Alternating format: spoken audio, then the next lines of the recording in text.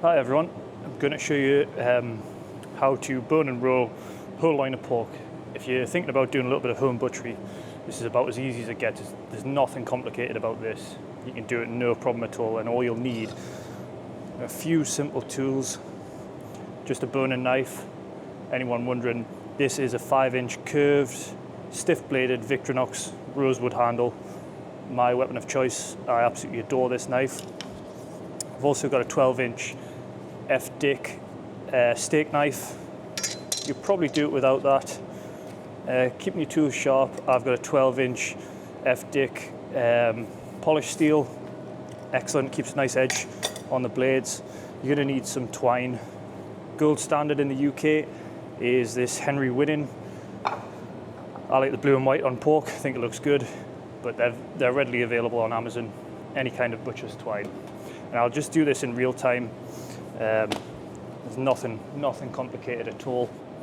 Also just a wet cloth as well. Keep nice and tidy as you go. So we've got a full middle of pork here. You can see it's got the, this is the loin here. Got the pork fillet and the belly. I'm going to roll the belly in.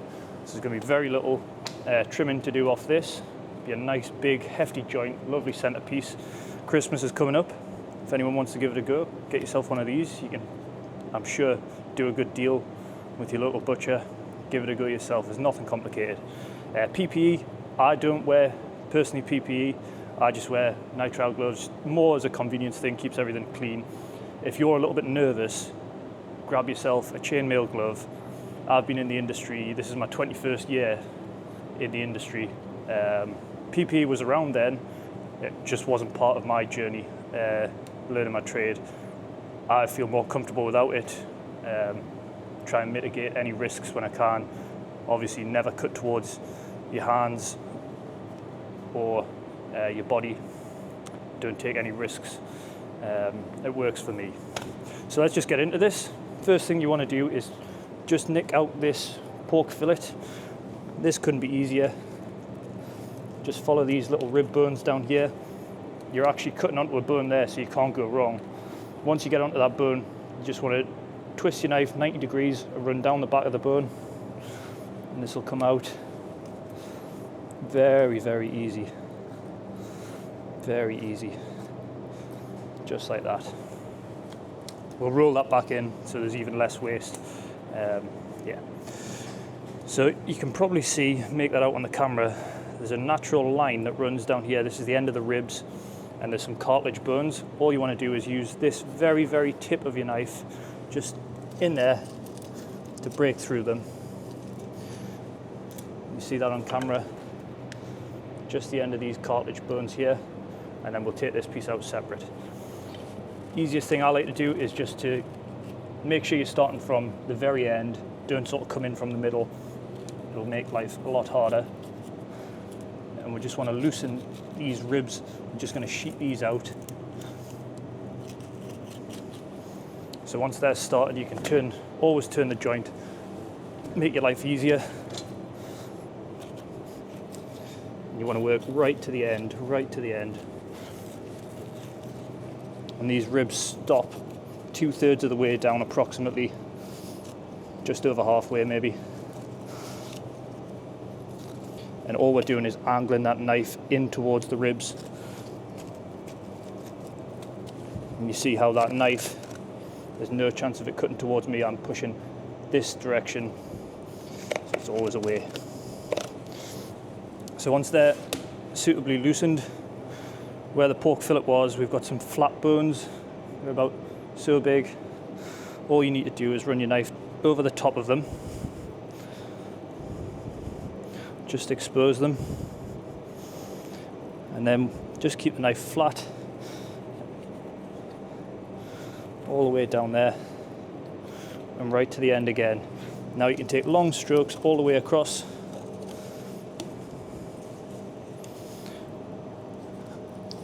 and these ribs will just come out in one nice piece, and we'll deal with those later.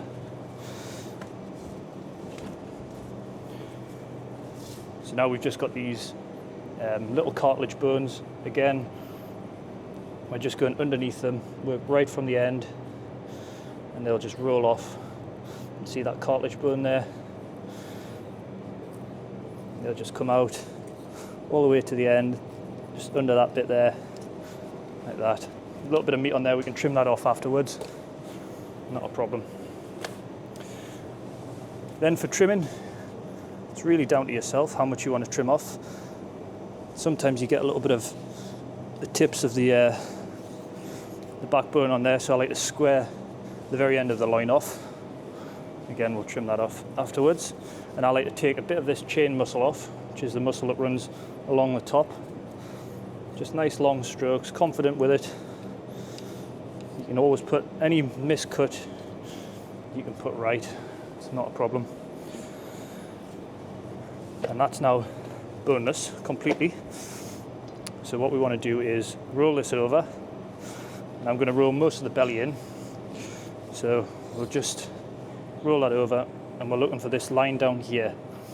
So what I do is I'll put a mark with my knife there, mark with my knife there,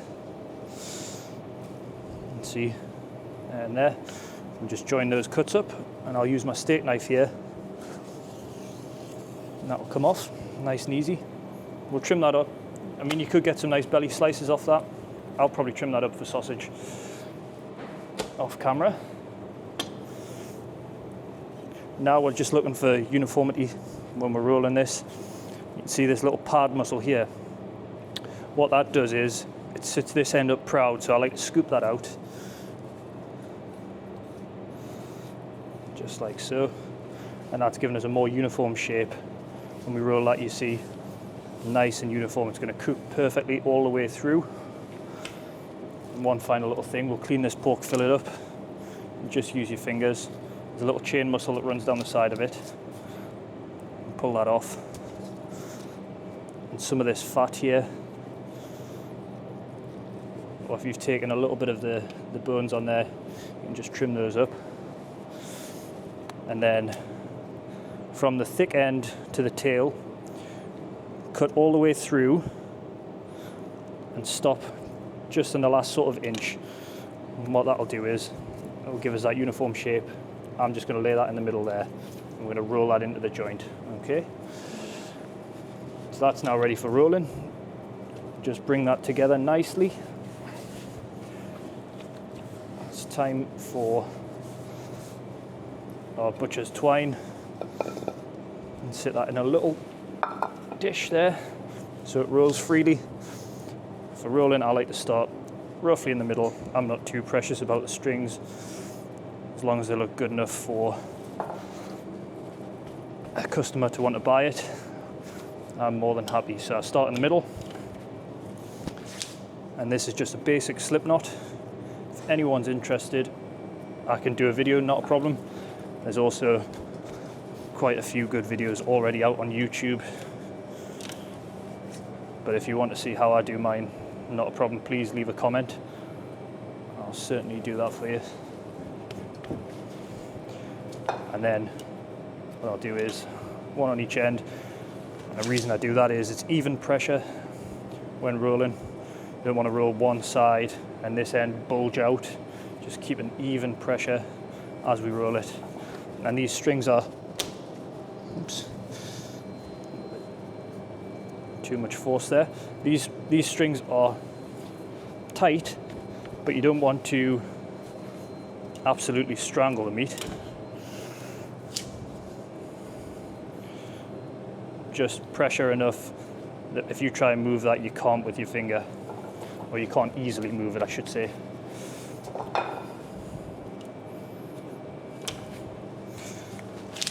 And then it's just a case of filling in these gaps. I'll speed this footage up probably, so just take us a couple of minutes.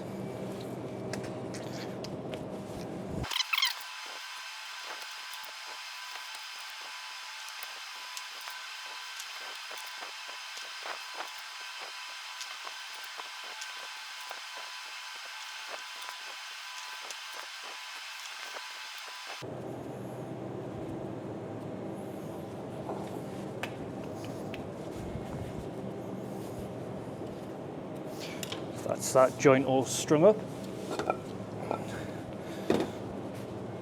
Now I just like to, nothing wrong with this meat on the end, but I just like to square it off. This is obviously for retail sale, and it just gives me a higher quality product. If you're doing this at home, don't feel that you need to. Again, they'll get trimmed up for something else that's just ready to be scored now. So you just score that rind, and because we've got the rind all the way around, this would be ideal for roasting on a trivet. Get the heat all the way around, you'll get that crackling all the way through. So we'll score a little bit of this all the way around.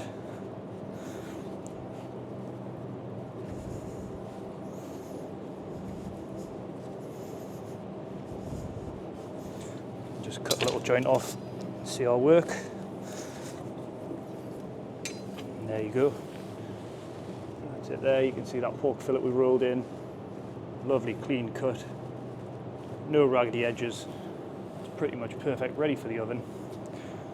Yeah, easy as that. Great one to do if you just want to start a little bit of home butchery.